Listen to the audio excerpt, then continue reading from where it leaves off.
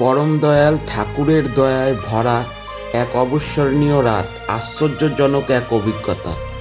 পরম প্রেমময় শ্রী শ্রী ঠাকুর অনুকূলচন্দ্রের হিতি বিদীপ্ত পবিত্র উৎসব উপলক্ষে গতকাল রাতটা মনে পড়লে চোখ ভিজে আসে। রাত তখন প্রায় 9টা। মোহিত ভাই নিঃশব্দে রান্নার কাজে ব্যস্ত।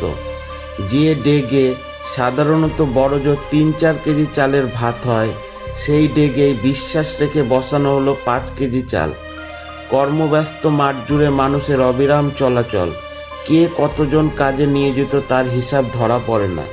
প্রথমে ভেবেছিলাম 20-25 জনের মতো লোকই হয়তো খাবে, কিন্তু ঠাকুরের লীলা যে কত গভীর তা তখনও বুঝিনি। একজন খাওয়ার পর আরেকজন এলেন। দেখতে দেখতে প্রায় 50 জন মানুষ পেট ভরে প্রসাদ গ্রহণ করলেন। আমাদের বুকের ভিতর তখন চিন্তার ঢেউ। রাত প্রায় 12টা, আরও লোক আছে, ভাত কি আদৌ থাকবে?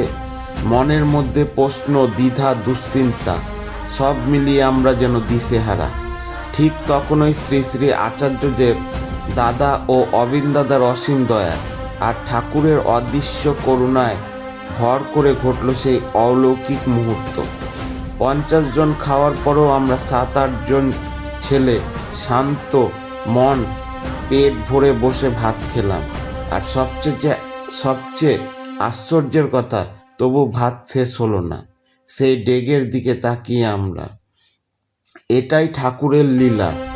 যে ডেকে 20-25 জনের খাওয়ার হয়, সে ডেকে 50 জন খাওয়ার পরও 7-8 জন শান্তভাবে পেট ভরে ভাত খেলাম, তবু ডেকে ভাত বেঁচে গেল। এটাই ঠাকুরের লীলা। জয় গুরু।